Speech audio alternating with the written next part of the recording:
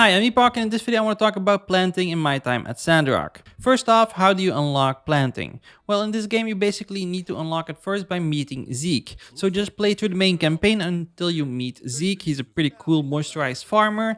Just help him out with whatever his farm needs, no spoilers, and basically you are going to get the recipe for a planting kit. So he wants you to make the planting kit, and once you do, you actually have unlocked planting.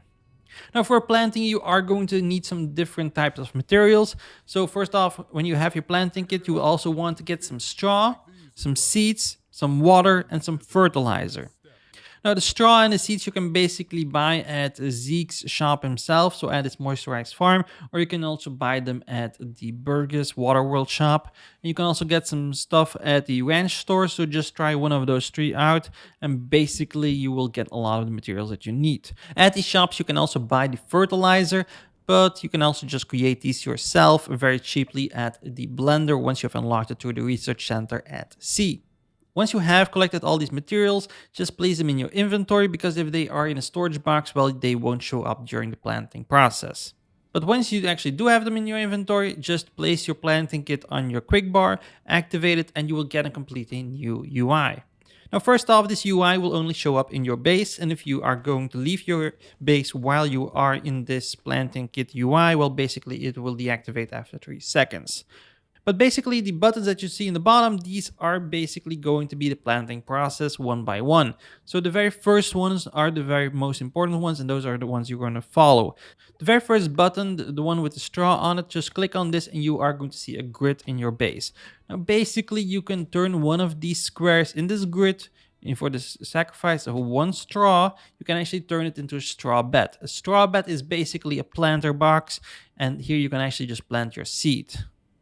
Now at the start you don't need a lot of these straw beds, but later on you are going to have the option to build bigger types of plants, and those will actually need sometimes 4 or 9 squares. So you may also want to get a lot of these straws, just buy like a bulk in a ranch store, for example.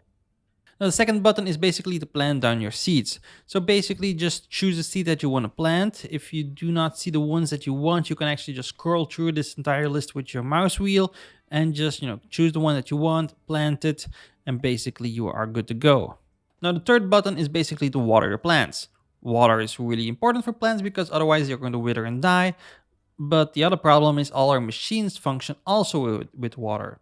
So for that reason, I really suggest that you go to the research center and talk to C, and he's going to actually have the option for you to research the fire-fueled generator. So these generators are basically something that you can build. You can actually stack them up with, for example, wood or power crystals, and that way you can actually power your machines with those instead of in water. Every straw square actually has this little toolbar in the bottom left. So basically there are going to be 2 bars. The very top one is going to be water. To completely fill this, you actually need to sacrifice 2 water for every straw square. So this is going to ramp up really quickly and really fast. If you actually fill this up completely, this will actually keep your plants hydrated for about 6 to 7 days. The fourth button on the bottom is your fertilizer, and basically this is going to be the same thing as water. You can just sacrifice a lot of fertilizer to fill up that bar. Fertilizer isn't a requirement to keep your plants alive, but it will increase the yield of plants that you're going to get. Now above those 2 bars that I just mentioned, you will actually see this countdown. When that countdown has been completed, you can actually go harvest your crop. Now, every time you actually harvest a plant, that soil that you actually just placed it in is going to get a better quality, and that's going to also result in a better yield every time. So for that reason, it's really important that you keep using the same straw beds over and over and over again, so to get the best yield every time. In case you want to remove a crop, you can also just use this specific shovel, and that way you can actually remove the crop entirely and remove the soil also if you wish, and that way you can just place down machines instead, for example. So that's everything you should know about planting in the desert. Next up, let's talk about how to get some water like I promised in this video right here. But don't click on it just yet. Be sure to subscribe to stay up to date on everything Sandrock related. Thanks for watching, and I'll see you there.